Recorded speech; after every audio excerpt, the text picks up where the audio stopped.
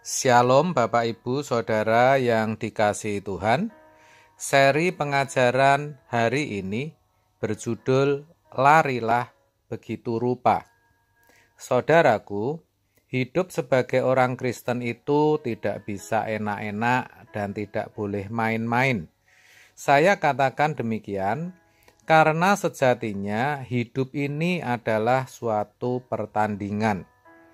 Kalau penulis surat Ibrani menggambarkan sebagai suatu perlombaan wajib, Paulus menggambarkan sebagai keadaan seseorang dalam gelanggang pertandingan. Demikianlah ditulis dalam 1 Korintus 9 ayat 24.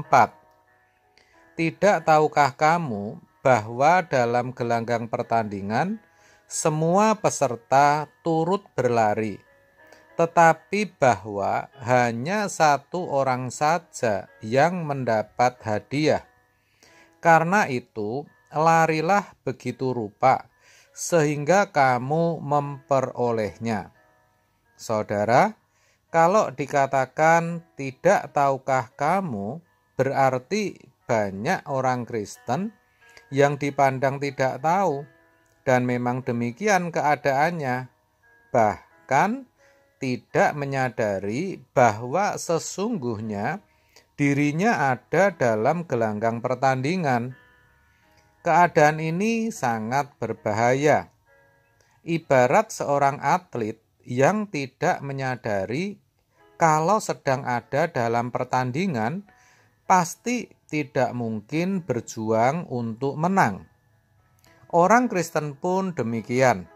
Ketika tidak menyadari bahwa hidup ini adalah pertandingan yang harus dimenangkan, pasti ia tidak akan memiliki perjuangan yang memadai. Faktanya, banyak yang seperti itu, saudara. Coba perhatikan, orang yang diberkati dengan kekayaan materi yang melimpah, kaya dalam harta, pasti jarang yang memperkarakan atau memikirkan nasib kekalnya. Kebanyakan mereka hidup menuruti apa yang menjadi hasrat dan keinginannya sendiri. Hidup dalam kewajaran anak dunia, menikmati kekayaan fananya itu dengan jemawa dan merasa aman dan nyaman saja. Lupa bahwa setiap saat semua bisa saja berakhir, semua bisa saja habis. Lupa bahwa setiap saat jiwanya bisa diambil Tuhan. Di sisi lain, tidak sedikit orang yang hidupnya susah lebih memilih suka mengeluh. Dan tidak sedikit juga yang berpikir bahwa Tuhan itu tidak adil, Tuhan itu jahat. Mereka tidak sadar bahwa justru melalui keadaan hidupnya yang sulit, yang berat itu, Tuhan sedang membela mereka. Semua itu jelas menggambarkan tidak adanya kesadaran bahwa mereka sedang ada dalam gelanggang pertandingan. Itulah sebabnya ayat di atas mengingatkan agar kita lari begitu rupa untuk beroleh hadiah. Lari begitu rupa artinya tidak sembarangan lari, tetapi lari yang terarah, fokus ke depan, ke arah garis finish, dan tidak menengok ke kanan atau ke kiri.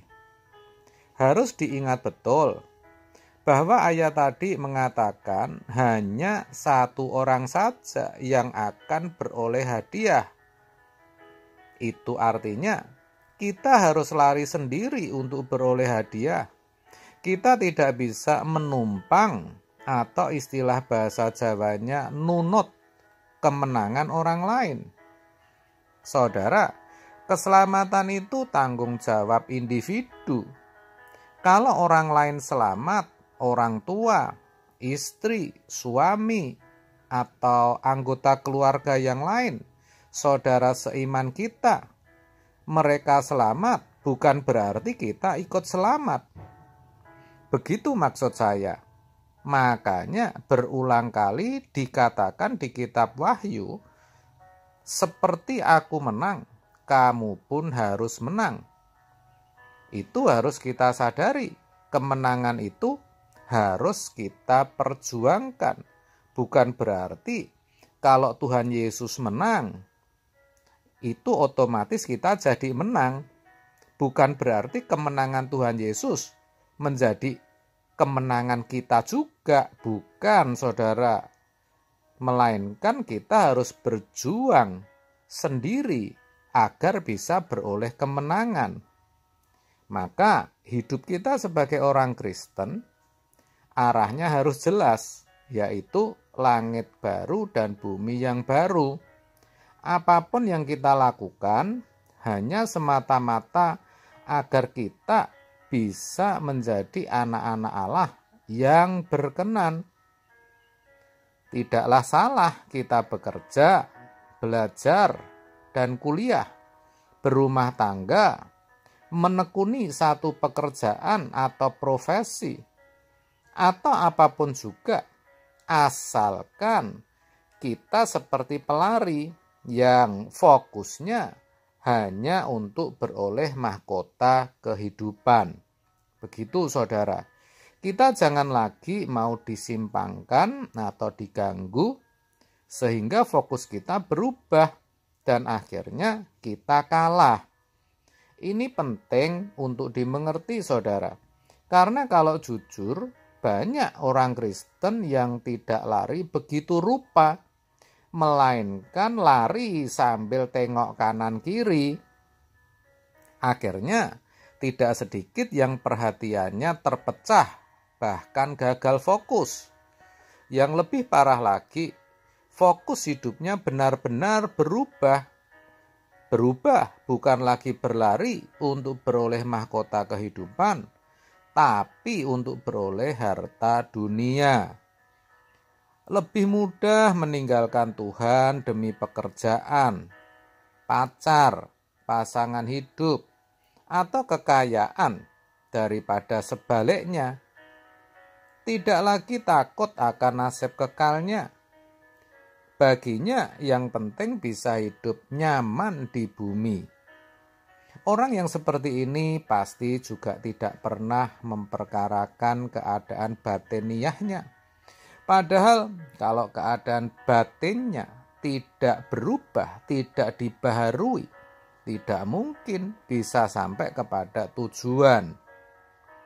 Sebab itulah, saudaraku, kalau Paulus sendiri berlari-lari kepada tujuan untuk memperoleh hadiah, yaitu panggilan surgawi dari Allah dalam Kristus Yesus, seperti tertulis dalam Filipi 3 ayat 14. Kita pun sama, saudara.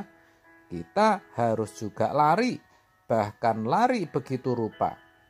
Itu berarti hidup kita tidak boleh sembarangan atau asal hidup. Tapi harus benar-benar terarah kepada panggilan surgawi, kepada hidup kekal bersama Bapa. Amin. Tuhan Yesus memberkati.